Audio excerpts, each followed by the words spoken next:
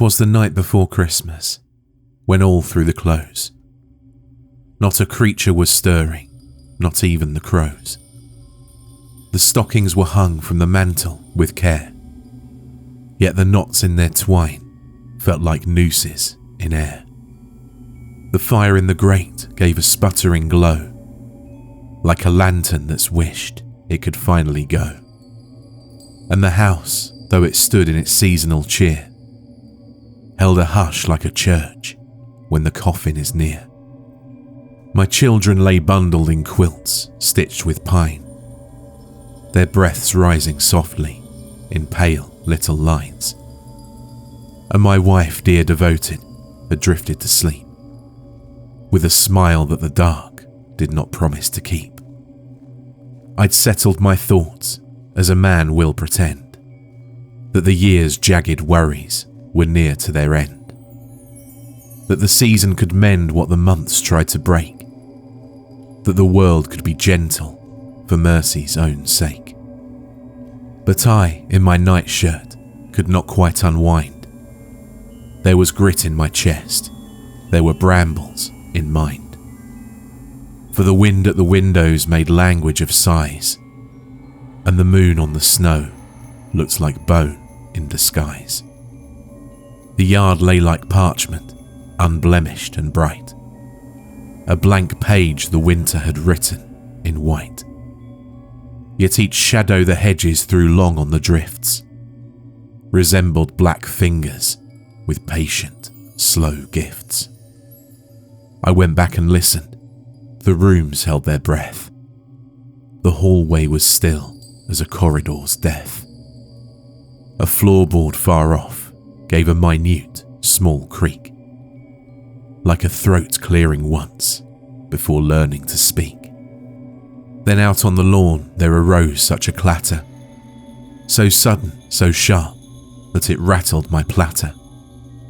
I sprang to the window with fingers that shook, and I tore back the curtain and braved a long look.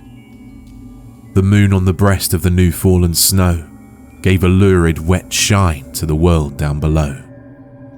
And what should appear in that merciless glare but a sleigh black as tar, floating just off the air, not resting on runners, not kissing the ground, but hovering softly without making sound, as though it were tethered to something unseen, a hook in the sky where the stars had been. With a driver so slight and so terribly quick, I knew in that instant, though dread made me sick, it was not some caroller, not neighbour, not prank, but a thing from the tales that the children all thank. Yet Saint was too kind for the figure I saw. He was shaped like a man, but obeyed different law. His coat was the red of a fresh open vein, and it shone in the moonlight like varnished pain.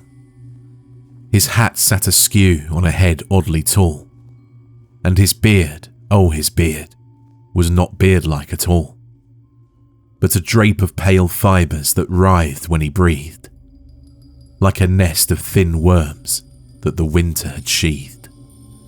His cheeks were not rosy, they dimly were grey. His eyes were two coals that had learned how to pray, and his smile, wide as welcome, polite as a card, sat a fraction too still, like a mask worn hard. More rapid than eagles his servants then came, but not reindeer, though horned all the same. Their hooves did not clatter, they pressed without print, like thoughts in a skull that refused to relent. Their antlers were branching like dead winter trees, yet they dripped in the cold with a slow crawling grease. And their hides where the moon shone were pocked and were seamed, as if stitched back together from nightmares I'd dreamed. The driver, he lifted a hand in salute, and the night answered back with a shiver minute. Then he whistled, a note not of music but bone, and the team lurched ahead without tugging a groan. Up to the roofline the dark sleigh it flew, not with jingle or laughter, but thickened with rue. And I heard on the shingles a tapping like rain, though no cloud hid the moon and the air held no strain. I recoiled from the window, my heart in a vice, as the tapping grew nearer, more and more precise. I told myself, rats in the attic, and lied, for I knew by the cold how the truth would abide. Down the hall at the tree, where its light softly blinked, a shadow unlatched as the house's locks clinked. The chimney, I realised, wore soot like a bruise, and the draught that came through, it smelled not of Yule. It smelled of old basements, of wet river stones, of the hush under hospitals, under dead bones.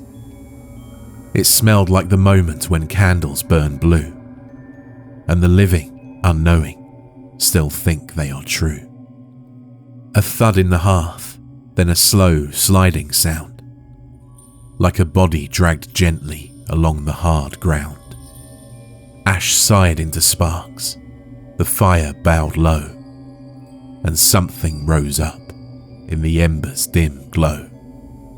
He came down the chimney with practiced ease, but the soot clung to him like a second disease.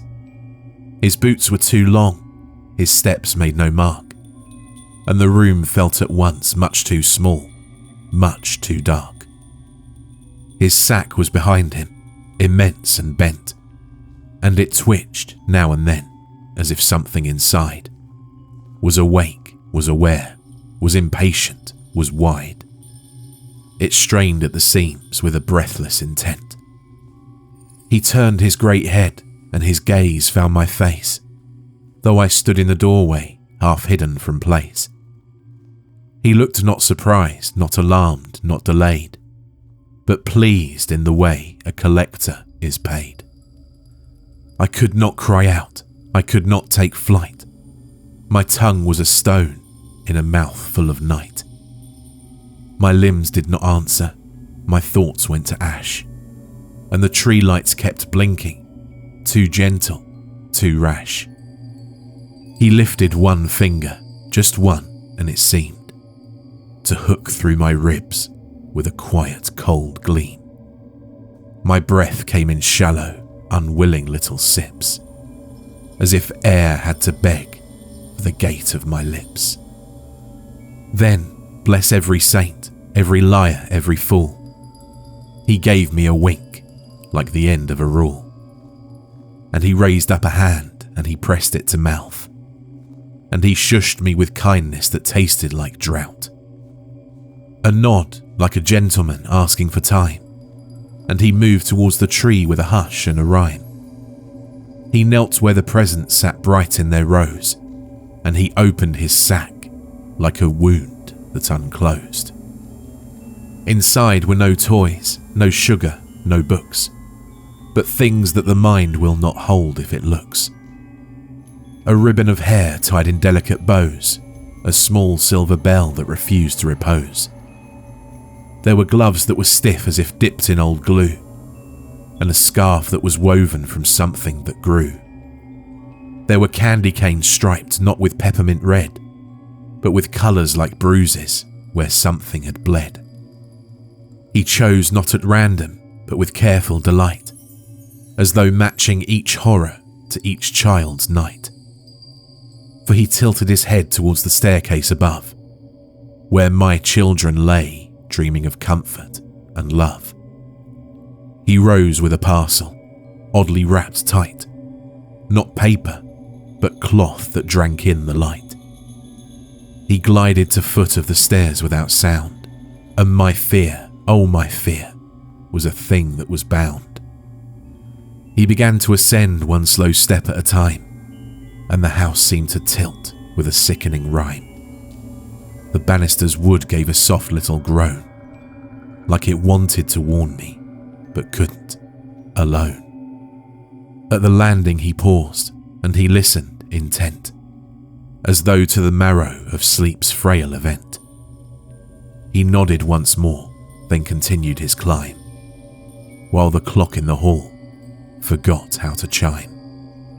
The upstairs was dim, lit by moon through the pane, that laid silver bars like a cage on the frame. The door to my son's room was cracked just a touch, and I hated that crack. I had never loved much. He pushed it with care, and it opened without so much as a hinge making any small shout. He slipped through the gap like a shadow that learns, and the hall swallowed him. The stairwell just churns. I stood there below, a man pinned by dread, and I heard not a scream, not a cry from the bed. Just the faintest of sounds, like a kiss, like a sigh, like the moment a moth meets the candle to die. Then he came out again, with his sack still quite full, and his hands empty now, empty but not as a rule. He closed the door softly, as one who respects the sleep of the innocent after effects. He crossed to my daughter's room, where her nightlight cast a pale yellow pool in the shape of a bite. Her door was shut tight, as my wife likes to do, to keep in the warmth and keep out what we knew. He placed his palm on the knob, and it turned, as though it had longed for the moment and yearned. He entered, and darkness swallowed him whole, and I felt a cold needle move under my soul.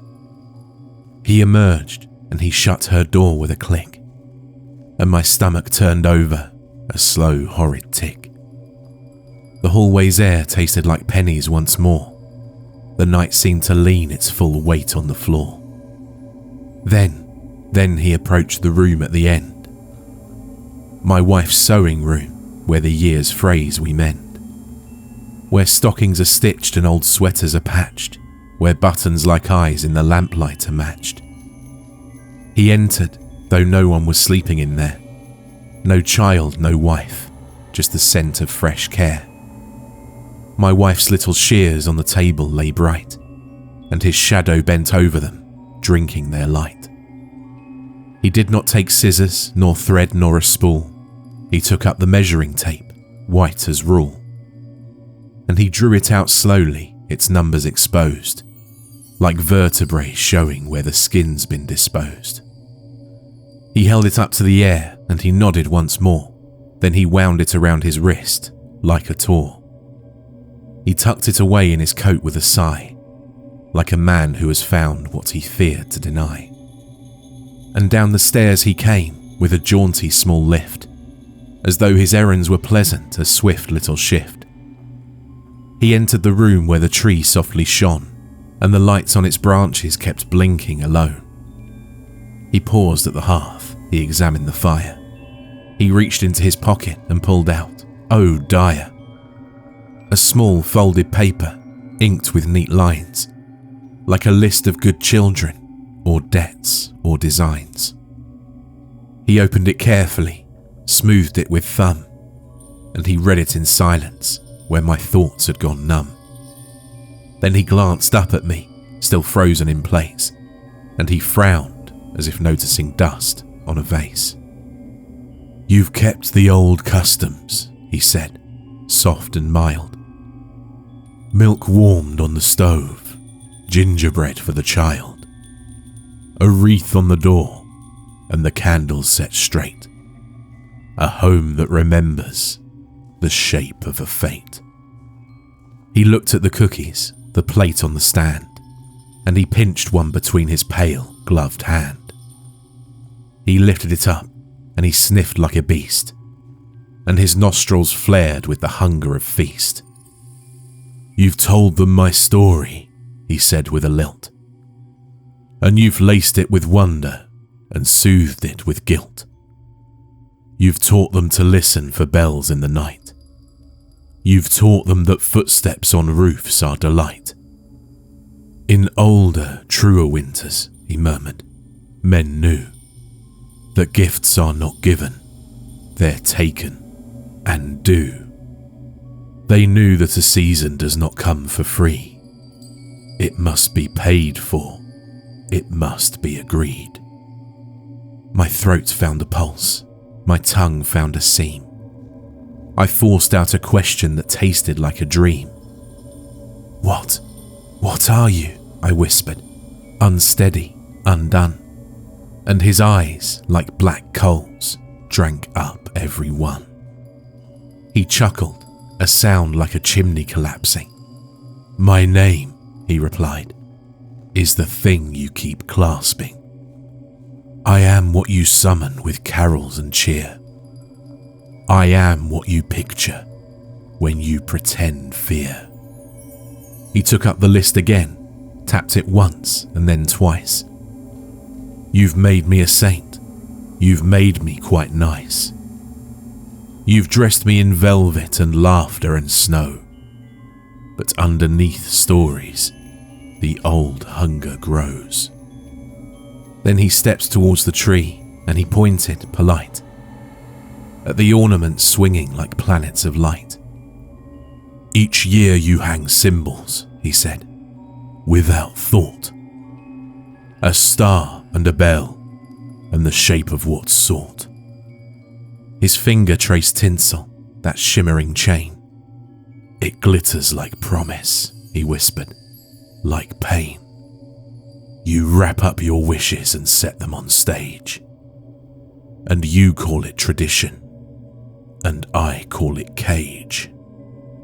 He turned and his gaze found the hallway once more.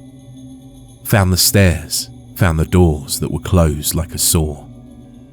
My reindeer are hungry, he added, quite calm. In the old songs, you feed them with apples in palm. He lifted his chin towards the hearth's blackened throat. But I do not eat apples, he said, nor do goats. What I eat is the year when it curdles to dread.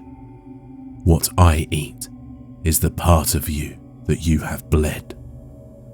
A soft sound behind him. His sack gave a shiver. Something inside made a wet, eager quiver. He patted the bulge with an almost fond care, as though stroking a pet that he trained from despair. I tried to move then, and my foot found the floor. I tried to rush forward to break down a door. But his eyes locked on mine, and I stopped mid-breath, like a man who had seen his own name carved in death. Do not, he advised, and the word held a hook. Do not interrupt what your people have booked. A bargain is sacred, a pattern is law. A mouth that has sung cannot plead for a flaw. But, I began, and my voice fell apart. He raised up his hand and it quieted my heart. He stepped to the mantel and looked at the socks, at the stockings hung high like soft waiting locks.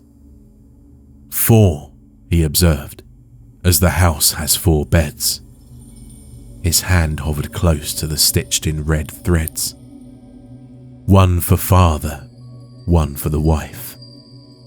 2 little ones, tender, sweet halves of your life. He drew from his coat pocket something that shone. Not gold, not a jewel, but a pale sliver, bone. It was carved like a needle with runes on its side, and it seemed to remember what living denied. He held it aloft and he breathed on its tip. A frost formed around it like a tightening grip. Then he turned to the stocking with my name in thread, and he pushed that bone needle straight into the red. The fabric did not tear, it opened like skin, and the room all at once smelled of marrow within.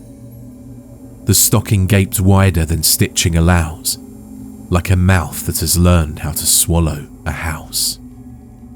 My lungs seized with panic, my vision went white. I heard far upstairs a soft thump in the night. Then another, and another, slow, measured and near, as if small little feet were approaching with fear. They descended as dreamers, eyes open, yet blank. Each step like a coin dropped into a tank. Their hair was unbrushed, their hands loose at side, and their faces were peaceful, as if they'd been lied. Behind them, my wife, pale and smiling and slow, came down like a bride coming out of the snow. She held in her palm my old measuring tape, unspooled to its end in a terrible shape. Santa, if that name still deserves to be used, watched them with pleasure as one quite amused. He crouched to my daughter and pressed to her hair, a kiss like a stamp that makes property there. He offered my son a small bell, dull and grey, and it rang without sound and his eyes looked away. He guided them gently, no grabbing, no harm, like shepherds who guide what is meant for the farm. They stood by the mantel, arranged in a line, and I saw with a horror too sharp to define that each of their shadows did not match their feet. Their shadows had antlers, their shadows had teeth. My wife lifted the tape and she measured my son, from his shoulder to heel, like this had been done. She measured my daughter, her wrist and her throat, and her smile never changed, though it should have been broke. Santa leaned close to me, kindly, confiding. "You see," he said softly, "no screaming, no fighting. Your love is my harness, your love is my key. A house full of story will open for me." He gestured towards Stocking, that hungry red mouth. "It's always the Father," he said, "who allows. He is keeper of threshold, of hearth and of name. He hangs up the stocking. He plays the whole game." My children, obedient, reached for the stocking's wide seam. They placed in their hands what he'd given, dark gleam. The bell and the doll and the tooth in its case, and each slid inside it like it found its right place. Then Santa took my wife by her wrist, just so, and he guided her close to the mouth's hungry glow. He tilted her palm, and the tape, white as bone, spilled in all at once, with a soft, quiet moan.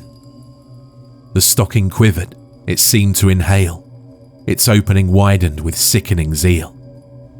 The air in the room grew thin, sharp and cold, like the moment before you're bought or sold. Santa nodded, satisfied, then raised up his hand.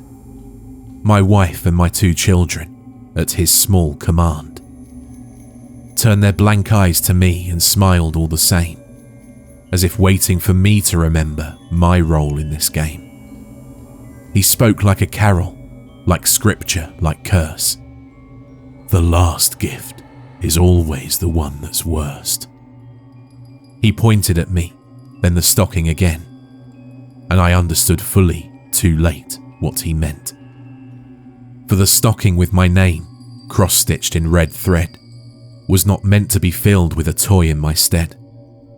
It was meant as a measure, a mouth, a receipt, a place where the Father is packaged, complete. My wife stepped forward, so gentle, so sure. My children came too, like a practiced chore. They took me by fingers, by sleeves, by the wrist. Not rough, not unkind, like they'd learned to assist. I tried to resist. Oh, I tried, I did strain. But love is a leash when it's tightened by pain. Their hands were my anchors, my sweetest, my own. And their faces were peaceful as winter white bone. Santa watched serene as they guided me near, and his eyes held the gleam of a cleric sincere. "Remember," he whispered, "how often you've said you'd do anything for them, anything instead. You thought it was metaphor, hallmark, a line. But the oldest of bargains is never benign. He spread his long arms to the room's glowing scene, and the tree lights blinked on, indifferent and keen. My wife kissed my cheek, my daughter took my hand. My son wrapped my scarf tight, as if this was planned. And they pressed me toward fabric that opened too wide, towards red stitched with love that had learned how to hide. I slid in inch by inch, my world narrowing down, to the smell of old chimney, of soot, of brown. The mantle above me became distant, then gone. The house turned to echo. The song carried on. Outside on the roof, there were taps like a rhyme. In the sack, something shifted, delighted, in time. And Santa, saint, thing began humming again, as if wrapping up loose ends and closing the pen. My last sight, through the stocking's red thinning veil, was my family standing, their smiles deathly pale. Then turning away, going back up the stairs, as if nothing were broken, as if nothing were theirs. I fell through a tunnel of cloth and of cold, through years of old carols my parents once told. I heard every ho-ho become hollow and thin, and the sound of sleigh bells like teeth on a bin. The sack's inner walls were not canvas, but skin. They breathed with my breath. They pulled me further in. And in that wet dark, I could hear voices small. Not my children only, but countless, a thrall. They whispered of rooftops, of stockings of cheer, of parents who smiled while they traded their fear. They whispered of bargains signed yearly in song, of welcomes repeated until they were wrong. The sack lurched, the world tilted, upward we flew. I felt through the skin, the cold night pushing through. And somewhere above us, the driver laughed low, a sound like a chimney that never lets go. I realized then, with a clarity cruel, that I was not merely a victim or tool.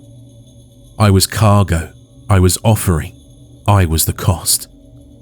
I was what the bright season required to be lost.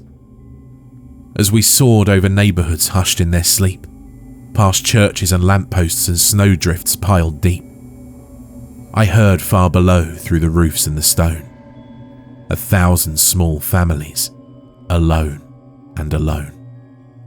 They'd hung up their stockings with hopeful old care. They'd set out their cookies, they'd said their small prayer. They told all their children, "Be good, he will come." And the winter, delighted, licked sugar from thumb. In the sack, the whispers grew louder, more near. A chorus of fathers who tried not to fear. A choir of mothers with smiles fixed in place. A hymn made of silence and soot and erased. Then Santa leaned down as the sleigh cut the night, and he peered through the sack with those coal black eyes light. He smiled as though offering comfort benign, and in that red mouth I saw my own smile align. For my lips, in the sack's stretching skin, found their grin. My cheeks in the dark warmed with something akin to a jolly old laughter I did not command, as if joy were a glove pushed onto my hand.